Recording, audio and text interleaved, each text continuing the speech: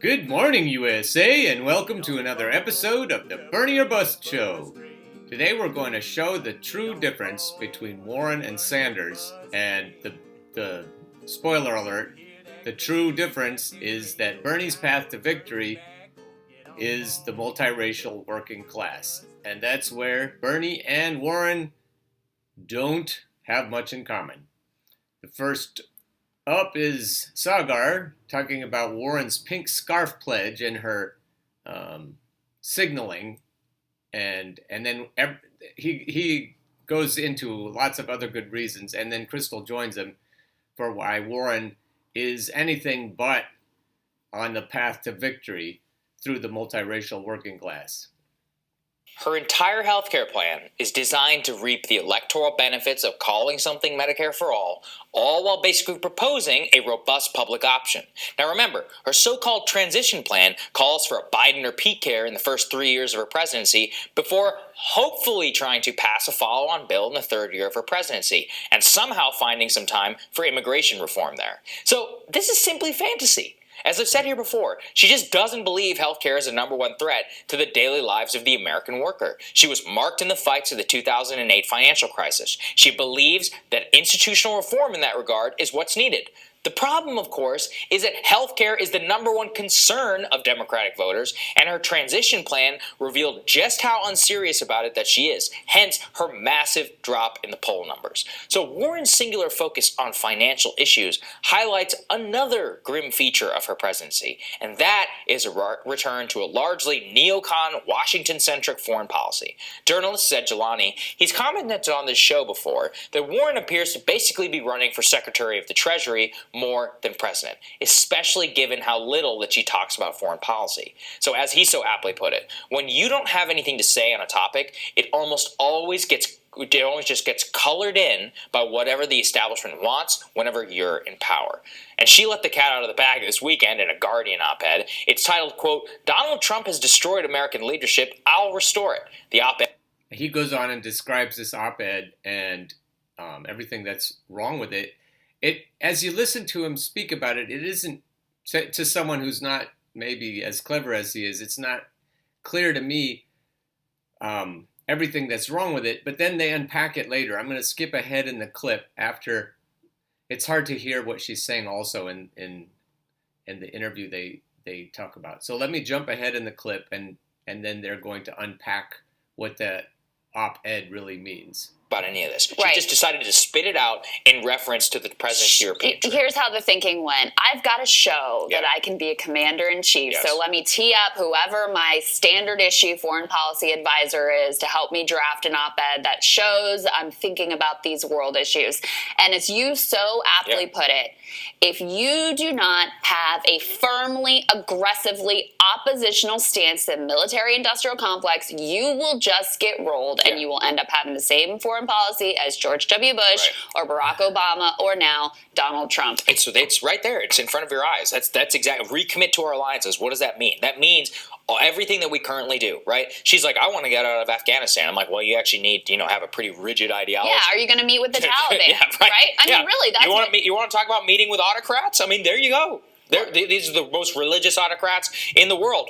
Probably have to meet with them if we ever want to get the hell out of that country. That's exactly right. We're going to talk more about this later, but the Washington Post has just revealed the way that we've been systematically lied to about Afghanistan with administration after administration. So again, if you do not come in saying, absolutely, I will put an end to this now, come hell or high water, and be willing to pay the price from every national security official leaking on you and saying you're endangering the nation and you're going to kill everybody, et cetera, et cetera. If you are not willing to pay that price, we will end up in Afghanistan for another 10 years. We'll end up in more foreign wars, the same military adventurism that got us where we've gotten. But I also have to pause and note the pink scarf detail, which is just so amazing. Let's not forget that. So you've got two crucial issues. You've got Medicare for all, and you've got U.S. imperialism. And both of those issues, it's very easy for them to show you all the reasons that Elizabeth is just George W. Bush again or Barack Obama again. And there's not much difference there. And if you want to escape that, And those are just two issues. Now, here is another one. Bernie Sanders' path to victory, the multiracial working class. Kianga Yamada Taylor. Dr. Taylor is the author of From Black Lives Matter to Black Liberation. As the Democratic primary elections get closer, the party leadership has begun to fret in public about universal health care and other ambitious proposals. Even former President Barack Obama tried to assuage donors' fears in November when he said that the average American doesn't think we need to tear down the system and remake it. His comment captured the essence of tensions that have roiled the party for months. Party elites believe focusing squarely on President Trump's record will end his presidency, while others counter that the Democrats also have to champion bold policies. The surprising resilience of Bernie Sanders' campaign vindicates the latter approach. Mr. Sanders' improbable rise to Democratic frontrunner began in 2015 when he organized his campaign for president around a redistributive agenda of universal health care and free college, along with a number of other progressive reforms. Party insiders dismissed this as fanciful and out of touch. But Mr. Sanders aggressively challenged Hillary Clinton for the nomination while picking up 13 million votes. Mr. Sanders has not diluted his message since then, but has instead recommitted to his promises of big government socialist reforms, all the while pulling other candidates to his side. Although Mr. Sanders grows in popularity, neither the Democratic Party establishment nor the mainstream media really understand his campaign. That's because it disregards conventional wisdom in politics today. Tax cuts for the elite and corporations, and public-private partnerships to finance healthcare, education, housing, and other public services. Let me pause here and say they do understand. What they don't want is for the donor class to pull the plug on their gravy. And so they do understand, and that's why they either ignore Bernie or they smite him with unfairness. After months of predictions of its premature end, Bernie Sanders' improbable run continues its forward movement. In October, pundits and other election experts suggested that perhaps Mr. Sanders should leave the race and throw his support to Senator Elizabeth Warren of Massachusetts in the wake of her rising poll numbers and his heart attack. But doubts quickly gave way to excitement when Mr. Sanders captured the coveted endorsement of Representative Ilhan Omar of Minnesota. She was soon joined by Representatives Alexandria Ocasio-Cortez of New York and Rashida Tlaib of Michigan. She keeps saying it's improbable, and what I think she means is because big money runs everything. I hope that's what she means, because it's not improbable. Bernie fucking Sanders is not improbable. The spirited endorsements of 3/4 of the so-called squad illustrates how Mr. Sanders' campaign has grown from 2016, when it was criticized for being too white, too male, and for underestimating the salience of race and gender oppression. Some of that criticism was overstated.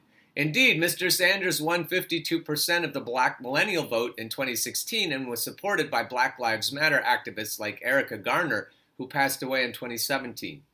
But Mr. Sanders took the criticism seriously anyway. Much of the media, though, has been stuck in 2016 and has missed the ways that the Sanders campaign has transformed into a tribune of the oppressed and marginalized. We can also measure this change in the endorsement of Philip Agnew, the former head of the Florida-based Dream Defenders and a leader in the Black Lives Matter movement, who has become a campaign surrogate.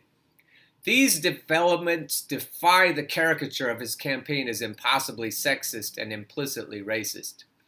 Instead, and this is yesterday's Bernie or Bust show, so if you want to continue to defend Bernie against these caricatures, go back and watch yesterday's show also.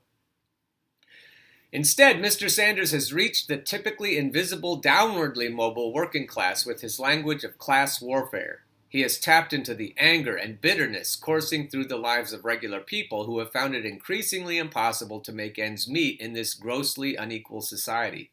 Without cynicism or the typical racist explanations that blame African Americans and Latino immigrants for their own financial hardship, Mr. Sanders blames capitalism. His demands for a redistribution of wealth from the top to the rest of society and universal government-backed programs have resonated with the forgotten residents of the country. Since Mr. Trump's election, class, when it's discussed at all, has been invoked for its hazy power to chart Mr. Trump's rise and potential fall. Recall the endless analyses of poor and working class white voters shortly after his election and the few examinations of poor and working class people of color. But the Sanders campaign has become a powerful platform to amplify the experiences of this multiracial contingent. It's almost as if she's been reading the work of Thomas Piketty. I hope so, because his research really shows us how this multiracial working class has voted over the last 70 years in 3 different countries. Anyway, under normal circumstances, the multiracial working class is invisible. This has meant its support for Mr. Sanders' candidacy has been hard to register in the mainstream coverage of the Democratic race. That sentence, those 2 sentences, are absolutely crucial in understanding why only Bernie Sanders can defeat Donald Trump. Under normal circumstances, the multiracial working class is invisible to pundits and to the Clinton machinery. Anyone who doesn't give a shit about them, to them they're invisible. This has meant its support for Mr. Sanders' candidacy has been hard to register in the mainstream coverage of the Democratic race. You think? But these voters are crucial to understanding the resilience of the Sanders campaign, which has been fueled by small dollar donations from more than 1 million people, a feat none of his opponents has matched. No one in history has matched. Remarkably, he also has at least 130,000 recurring donors, some of whom may make monthly contributions.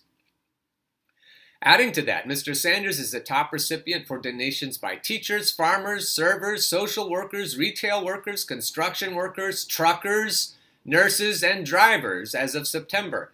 He claims that his donors' most common employers are Starbucks, Amazon, and Walmart, and the most common profession is teaching. Yes! Mr. Sanders is also the leading recipient of donations from Latinos, as well as the most popular Democrat among registered Latinos who plan to vote in the Nevada and California primaries. According to Essence magazine, Mr. Sanders is a favorite candidate among black women aged 18 to 34. Only 49% of his supporters are white, compared with 71% of Warren supporters. Perhaps most surprising, more women under 45 support him than men under 45. There you go, Bernie bro narrative. Mr. Sanders' popularity among these voters may be what alienates him within the political establishment and mainstream media. Ding, ding, ding. The leadership of the Democratic Party regularly preaches that moderation and pragmatism can appeal to centrists, neoliberal Democrats, as well as Republicans skeptical of Mr. Trump. It is remarkable that this strategy still has legs after its spectacular failure for Hillary Clinton in 2016. Mrs. Clinton's rejoinder to Mr. Trump that America never stopped being great was tone-deaf to millions of ordinary Americans struggling with debt, police brutality, and pervasive inequality. Simply focusing on the boorishness of Mr. Trump or offering watered-down versions of what has made Mr. Sanders a household name will not motivate those who do not typically vote or angry voters who recoil at the cynicism of calculating politicians. In many respects, Bernie Sanders' standing in the Democratic Party field is shocking. After all, the United States government spent more than half of the 20th century locked in a Cold War against Soviet communism. That an open and proud socialist is tied with Ms. Warren for second place. Actually, he's ahead of her now for second place in the race, speaks to the mounting failures of free market capitalism to produce a decent life for a growing number of people. There was a time in America when being called a socialist could end a political career, but Bernie Sanders may ride that label all the way to the White House. That was beautiful. So I hope that powers you through the rest of the week, and I hope to see you tomorrow. Keep on burning.